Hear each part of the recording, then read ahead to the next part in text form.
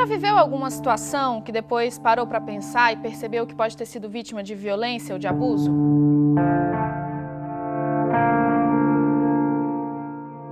Oiê, eu sou Carol Prado, jornalista do G1, e se você estranhou essa pergunta, saiba que isso é muito mais comum do que você imagina. Às vezes não é tão fácil distinguir o que é uma situação do cotidiano e o que é violência. Até porque muitos tipos de violência, especialmente contra as mulheres por causa do machismo, são naturalizados por um monte de gente. Hoje eu tô aqui para falar desse assunto e ajudar você a perceber essa diferença que muitas vezes é sutil. Eu tenho certeza que ver esse vídeo pode ajudar você a ficar mais atenta ou atento para situações de perigo que acontecem com você e com os outros. Compartilhe também esse vídeo com quem você gosta. Espalhar esse tipo de informação é uma forma de demonstrar afeto. Aproveita e segue a gente aqui no canal do G1 e ativa o sininho para saber quando tem vídeo novo. Esse assunto é sério e o G1 explica.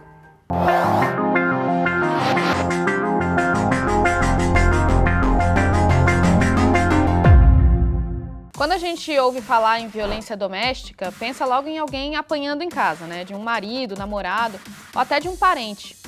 Mas machucar alguém fisicamente não é a única forma de violentar. A Lei Maria da Penha, que estipula a punição para esse tipo de crime, fala em 5 tipos de violência doméstica e familiar. Daqui a pouco eu vou falar um pouco mais sobre cada um deles. Antes, eu vou te dar um dado chocante para você ter ideia de como esse problema é grande. 1 em cada 4 mulheres relata ter sido vítima de algum tipo de violência durante a pandemia aqui no Brasil. Isso dá cerca de 17 milhões de mulheres. Essa conclusão é de uma pesquisa Datafolha, que foi divulgada em junho de 2021. Ela mostra que as mulheres jovens, negras e separadas são as principais vítimas. Aí você me pergunta, se é tão comum, como é que eu posso saber se eu estou sendo vítima de violência doméstica? Eu vou explicar. Como eu acabei de falar, a mais fácil de identificar é a violência física. É qualquer ação que prejudique a integridade física ou a saúde de alguém. Pode ser o espancamento, estrangulamento, sufocamento, queimaduras, ferimentos com facas, armas ou outros objetos. Também pode ser quando alguém atira um objeto em alguma outra pessoa, quando sacode ou aperta os braços, por exemplo. Você já se sentiu manipulada por alguém com quem você se relaciona ou se relacionou? Então talvez você tenha sido vítima de violência psicológica. É aquela que causa um dano emocional, diminui a sua autoestima, ou quando você se sente controlada, vigiada. Tipo quando o cara te proíbe de viajar, de estudar, ou de falar com seus amigos ou a sua família, ou quando vigia suas redes sociais. Ou quando faz ameaças, insultos, tenta te humilhar, faz chantagem para te manipular. Ou até quando ele distorce os fatos para você achar que tá maluca, sabe? O nome disso é gaslighting. Uma que se confunde com a violência psicológica é a violência moral. Sabe aquela história de calúnia, injúria e difamação? Pois é. É quando a mulher é acusada de traição, por exemplo. Ou quando sofre críticas mentirosas, ou tem a vida íntima exposta sem autorização dela, ou mesmo quando é rebaixada pelo jeito de se vestir ou de se comportar. Tem também a violência patrimonial, que é quando um homem tenta controlar o dinheiro da mulher, ou quando ele deixa de pagar a pensão dos filhos, ou quando ele destrói os documentos dela, furta dinheiro ou bens, ou quando destrói ou danifica propositalmente algum objeto que pertence a uma mulher. O conceito de violência sexual é ainda mais amplo e mais complexo. Já já eu vou falar mais disso, mas é importante a gente saber que forçar alguém a fazer sexo é só um dos jeitos de manifestar esse tipo de violência. Mesmo que a mulher esteja fazendo sexo de forma consentida, ela pode ser obrigada ou constrangida a fazer coisas que ela não quer ou que deixam ela desconfortável durante a transa. Isso também é violência sexual. Também entram nessa categoria impedir o uso de métodos contraceptivos, por exemplo, quando alguém tira a camisinha durante o sexo, forçar um casamento ou uma gravidez por meio de coação, chantagem, suborno, manipulação, obrigar uma mulher a abortar. Enfim, existe uma infinidade de situações que podem ser caracterizadas como violência sexual. Para entender isso melhor, eu conversei com a Marina Ganzaroli, fundadora da Rede Feminista de Juristas. Quando a gente fala em violência sexual, tem muitas situações que deixam as mulheres confusas, né, sobre terem sido ou não vítimas de abuso. Por exemplo, quando numa relação um dos dois está bêbado.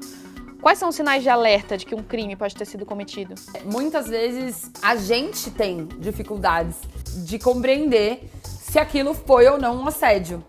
Mas a gente tem uma certeza, toda mulher tem essa certeza, que você saiu daquela situação super desconfortável, que foi constrangedor, que você não conseguia exatamente nomear qual foi a fonte que causou constrangimento, mas você saiu daquela situação super constrangida, super ofendida, super incomodada, e aí você comenta com uma amiga, e aí uma amiga fala, nossa amiga, isso foi assédio, isso é um absurdo, isso foi uma importunação sexual, isso foi um estupro. Como é que a gente pode saber quando uma situação deixa de ser um problema comum do cotidiano de um casal e vira crime? Quando a gente tá falando de relacionamentos abusivos, em especial de violência intrafamiliar e doméstica, é importante lembrar que nada começa no pontapé, no soco, no empurrão, no estrangulamento. Mas quando a gente chega na violência física, esse relacionamento abusivo, ele já passou por todo um ciclo de violência e de abusos que envolve a violência moral, a violência psicológica, a violência sexual, a violência patrimonial. E a violência moral e a violência psicológica, ela vem muitas vezes super disfarçada. Ela vem disfarçada, por exemplo, de muito cuidado, de ciúmes. Eu te amo tanto que eu quero saber onde você tá o tempo todo. Me manda foto de agora. Vamos colocar um GPS aqui num aplicativo que eu consigo saber onde você tá o tempo todo só pelo seu celular. Se você tem essa sensação de que as coisas não estão legais, conversa com alguém da sua confiança. A medida de uma amiga é sempre muito boa pra nos colocar de volta um pouquinho nos eixos. E pra você que é amiga, uma coisa muito, muito, muito importante é sempre falar sobre ela. Não adianta você falar, ai, seu namorado é um lixo, ele é abusivo, larga desse boy. Porque quanto mais você falar dele, mais ela vai se sentir culpada por continuar naquela relação. Como eu falei lá atrás, as mulheres jovens são as principais vítimas de violência. E falando especificamente de violência sexual, dados do IBGE mostram que 1 em cada 5 meninas estudantes brasileiras de 13 a 17 anos já sofreu algum caso desse tipo. São 20% das alunas. Entre os meninos, esse índice é menor, mas também preocupante, 9%. E acho que já deu para perceber que esses crimes sexuais podem acontecer das mais variadas formas, né? Você sabe, por exemplo, qual que é a diferença entre assédio sexual e estupro? No assédio sexual, não necessariamente rola contato físico.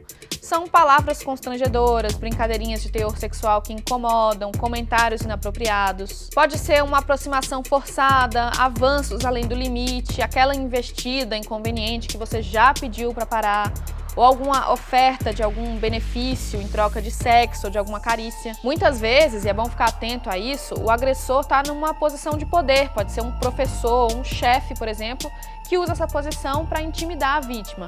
Mas não acontece só nesses casos. Situações de assédio podem estar presentes em todo tipo de ambiente. Já para explicar o que é estupro, eu vou ler o que está na legislação. É constranger alguém, mediante violência ou grave ameaça, a ter conjunção carnal ou a praticar e permitir que com ele se pratique outro ato libidinoso. Em linguagem mais simples, isso quer dizer que o estupro não é só a penetração sem consentimento. Pode ser sexo oral, masturbação ou algum toque mais íntimo. A pena mínima para o crime de estupro é de 6 a 10 anos de prisão, mas ela aumenta se houver lesão corporal grave ou morte. Quando a vítima tem menos de 14 anos, mesmo que o sexo seja consentido, a lei julga o caso como estupro de vulnerável. O mesmo vale para pessoas de qualquer idade que não têm como se defender ou discernir sobre as próprias escolhas. Por exemplo, pessoas com deficiência ou que estão sob efeito de drogas. Nesse caso, a pena mínima vai de 8 a 15 anos de prisão. Um outro tipo de estupro, sobre o qual não se fala muito e algumas pessoas nem sabem que existe, é o estupro marital. É quando o marido ou mesmo o namorado obriga a mulher a fazer sexo usando violência física ou psicológica. Como o sexo está presente nos relacionamentos, algumas pessoas podem não enxergar o estupro marital como violência sexual, mas isso também é estupro. E tem também a importunação sexual, um crime que foi reconhecido aqui no Brasil muito recentemente, em 2018. É o ato de constranger alguém para ter prazer sexual. Por exemplo, nos casos de homens que ejaculam em mulheres no transporte público e no caso recente e revoltante de um homem que passou a mão numa ciclista enquanto ela pedalava no Paraná e ela acabou caindo da bicicleta.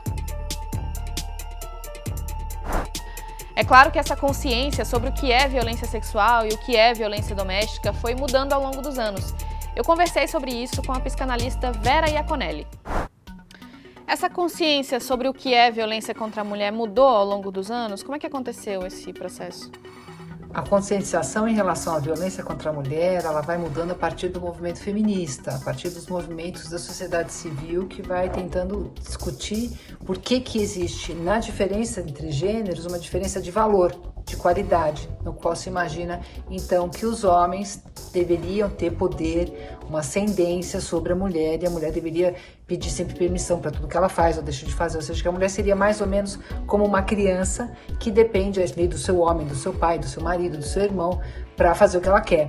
Então isso já foi uma norma, mas ao longo do processo de emancipação da mulher, que teve várias etapas importantes, acho que vale muito a pena estudar um pouco o que foi esse movimento feminista. Muitas conquistas foram feitas, embora a gente ainda esteja muito longe de uma relação equânime. E como é que as mulheres, também os homens, podem ficar mais atentos a essas situações de violência? Para a gente sair um pouco dessas violências, não só no futuro, que é um longo processo, mas hoje, é muito importante o diálogo entre homens e mulheres. Não adianta só acusar os homens de machismo, de misoginia. Por quê? Porque as mulheres também são machistas e as mulheres também são misóginas. É um processo de conscientização de todo o tecido social. Em relação aos homens, a gente tem que exigir direitos. Mas o processo de transformar o olhar sobre o lugar da mulher na sociedade é um processo que a gente tem que fazer juntos. É isso, gente. Espero que esse vídeo tenha te ajudado a ficar mais consciente sobre esse assunto. E olha, o mais importante de tudo, se você viveu, tá vivendo ou conhece alguém que está passando por algum tipo de agressão dessas que eu falei aqui, é fundamental denunciar. Muitos desses crimes que eu citei aqui nem chegam a ser notificados pelas vítimas, seja pela sensação de impunidade, pela vergonha, pelo medo do julgamento, entre uma infinidade de outros motivos. Seja qual for a situação, a culpa é sempre do agressor, nunca da vítima. Ajude também os seus amigos a ficarem mais atentos para isso, compartilhando esse vídeo com eles. Se você gostou, não esquece de deixar seu like e clicar aí para se inscrever no canal do G1. Um beijo, até a próxima.